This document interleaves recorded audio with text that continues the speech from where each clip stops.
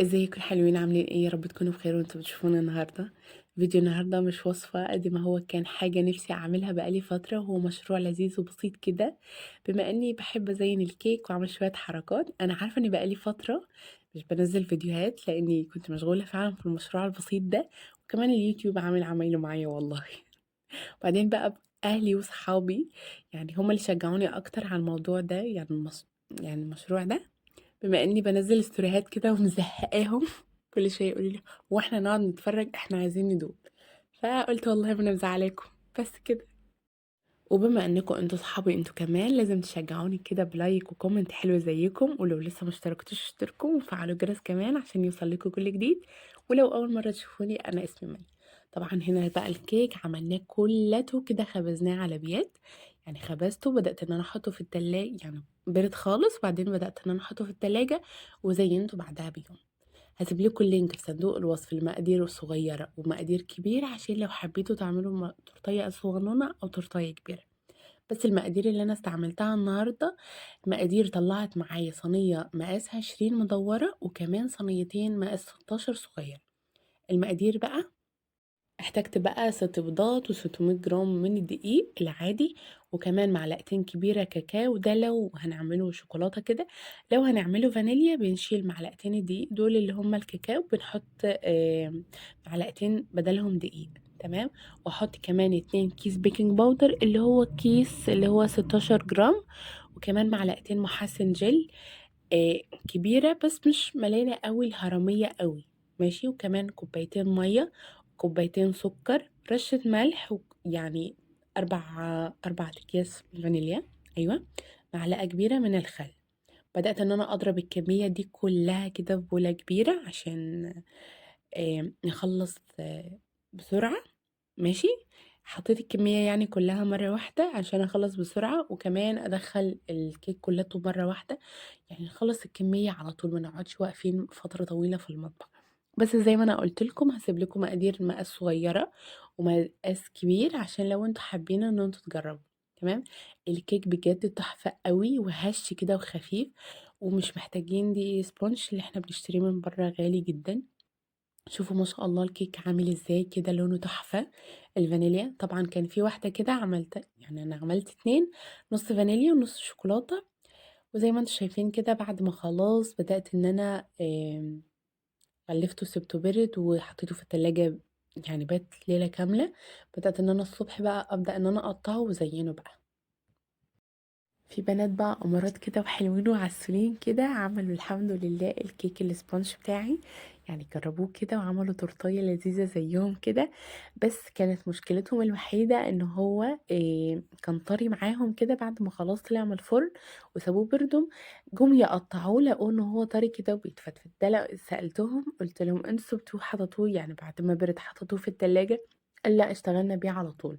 فلازم نسيبه يبرد خالص وبعدين نحطه في التلاجة عشان ما يتفتفتش ونشتغل فيه بمنتهى السهولة، وما نخافش ان هو يتقطع مننا لانه ما شاء الله اللهم بارك طري جدا وحلو.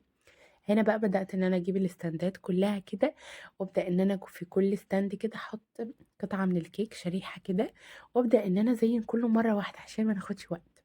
يعني في منتهى السهولة كده، يعني الخطوة دي بتسهل قوي.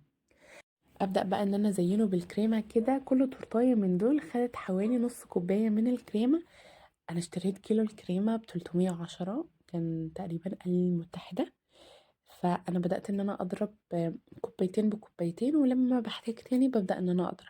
حطيت كوبايتين كريمه عليهم كوبايتين ونص ميه ساقعة متلجة.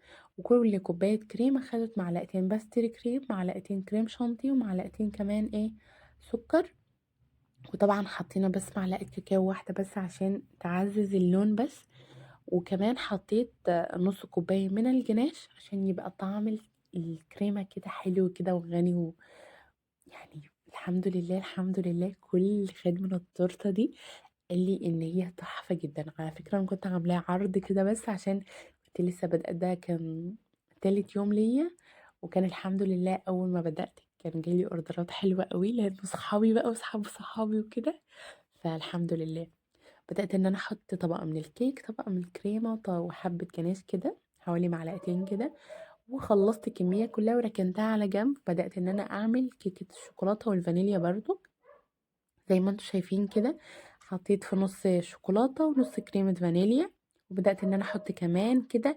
يعني خطوة الكيس الحلواني دي بتسهل جدا جدا جدا عن السباتولا. حتى عشان يعني ايه، ان احنا عاملين كمية كبيرة. عارفين انتوا لو هي تورتاية واحدة عادي بالسباتولا كده نبدأ ان احنا نزين الكريمة كده بالسباتولا، يعني نسويها بالسباتولا يبقى عادي سهل. لكن خطوة الكيس ده بتسهل جدا. فحلو. بدأت ان انا احط بقى في النص الفانيليا. ده اسمه جيليو مانجا، بس طعمه حلو قوي، بجد لذيذ قوي. وكمان حطيت في الناحية التانية اللي هي شوكولاتة، جناش شوكولاتة. انا حطيت الجناش. انا عملت قبل كده الجناش كذا مرة في القناة، فهسيب لكم اللينك في صندوق الوصف. وكمان هسيب لكم زي ما قلت لكم مقادير صينية، يعني كيك صغير وكيك كبير، كله في صندوق الوصف. وهسيب لكم كمان مقادير الكيك اللي انا عملته النهارده، ومقادير الكريمة ومقادير الجناش، كله في صندوق الوصف. تمام. بس كده، لو فضلتوا لحد دلوقتي ما تنسوش تعملوا لايك، لو لسه ما اشتركتوش اشتركوا، واعملوا لي كومنت حلو زيكم كده. بخلص بقى كمية الكيك بتاعتي كلها وابدأ ازين تزيين بسيط. على فكرة انا ما زينتش التزيين كلته قدام الكاميرا، يعني عشان الكاميرا كانت عاملة عمايلها معايا زي اليوتيوب بالظبط، فانا ما زينتهمش كلهم. عملت بس كام واحدة كده. بس في الاخر هبدأ ان انا اشرح لكم بس ان انا عملت ايه. ولو انتوا حابين اي تزيين من اللي زينته قولوا لي بس عليه، وانا ان شاء الله المرات الجايه هنبدا نعمل مع بعض طرق كتير. وطبعا مش هنسى الوصفات بتاعتنا اللي احنا متعودين عليها الحلوه، هنبدا نعملها برضو. دلوقتي بقى جبت مربى حليب، سيحتها كده في الميكرويف. وبدات ان انا بس سبتها بردت شويه عشان ايه ما سيحش الكريمه. بدات ان انا اعمل دريب كده، انزل خطوط كده من مربى الحليب، وفي منتهى السهوله والجمال كده. يعني قد ايه التورتيه دي شكلها عسول قوي. التانية بقى عملت برضو يعني نص كده جيلو مانجا، والتانية برضو نص جناش، يعني دريبات كده. يعني تزيين بسيط كده ورقيق. وقد ايه ان التورتايه كانت عسولة كده. انا كنت عاملاه عرض والحمد لله كان يعني عجبهم جدا، وكله شكر في التورت اللي انا عملتها الحمد لله. دلوقتي بقى بدأت ان انا اعمل روزيتات كده بالكريمة، واعمل كمان نص كده. وابدأ ان انا احط في نص كراميل اللي هو مربى الحليب. انا مش عارفه، انا دايما بقول عليه كراميل على فكره. وبدات ان انا احط برضو الجناش كده في الناحيه التانية. وحطيت واحده بديل للوتس. احنا طبعا متعودين ان احنا خلاص من يوم المقاطعه ما عدناش بنستعمل الحاجات اللي هي المقاطعه، فبنستبدل بحاجات كلها منتجات مصريه، بس تكون برضو بنفس جوده ايه اللي هم الحاجات التانية المقاطعه. بالنسبة بقى لكريمة الفانيليا، بدأت ان انا حطيت كوباية من الكريم شانتيه، عليها كمان كوباية ونص من مية ساقعة او اقل شوية.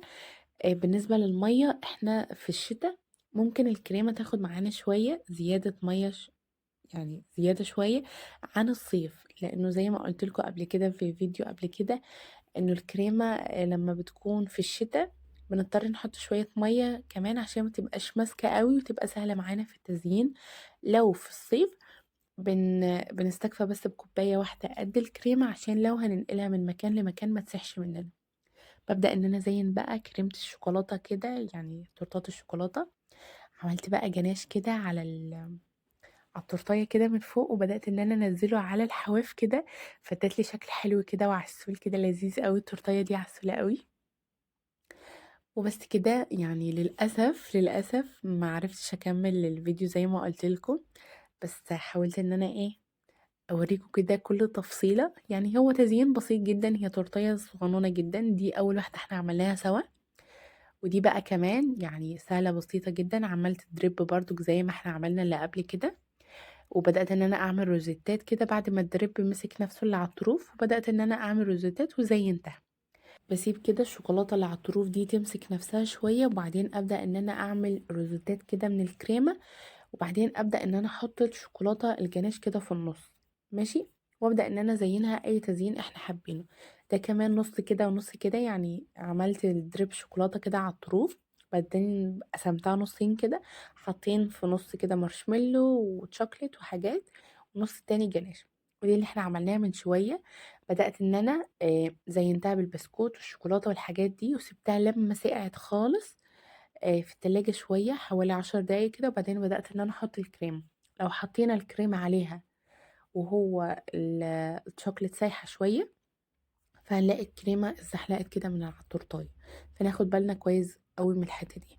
ودي بقى التانية اللي احنا عملناها بالجيلو المانجا اللي فاتت دي. تزيين بسيط جدا كده. دي برضو شبه التانية يعني، كلهم شبه بعض تقريبا، يعني كلهم شبه فعلا شبه بعض، لانهم كلهم كانوا طالبين نفس الشوكولاتة، مفيش هم غير هما اتنين بس اللي كانوا عايزين نص فانيليا ونص شوكولاتة. وده بس يا جماعة. يا ريت الفيديو يكون عجبكم بجد، لانه كان ممتع قوي وانا بشتغل فيه، وكان ممتع كمان كده. كل تفصيلة فيه كانت ممتعة لانها فعلا كانت طالعة بحب كده. وبس كده. يا ريت لو عجبكم الفيديو متنسوش تعملوا لايك، ولو لسه ما اشتركتوش اشتركوا، واشوفكم في فيديوهات تانية، وباي باي.